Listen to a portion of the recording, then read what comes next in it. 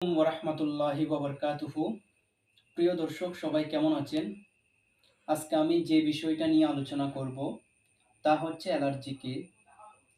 আমাদের শরীরের মধ্যে যখন কোনো ক্ষতিকর পদার্থ প্রবেশ করে তখন শরীর এর প্রতি রোগ প্রতিরোধ প্রদান করে। এটাকে আমরা ইমিউনিটি বলি। অনেক সময় আমাদের শরীরে যখন নরমাল জিনিসের প্রতি শরীর রোগ প্রতিরোধ প্রদান করে, বিরূপ প্রতিক্রিয়া প্রদান করে, তখন এটাকে অ্যালার্জি বলা হয়। এখন আমরা জানব কাদের অ্যালার্জি হয়।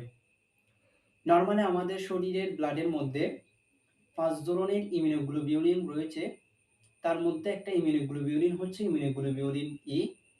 যাদের শরীরে ইমিউনোগ্লোবিউলিন ই নরমালের চেয়ে বেশি, এদের ক্ষেত্রে যখন কোনো ক্ষতিকর পদার্থ প্রবেশ করে তখন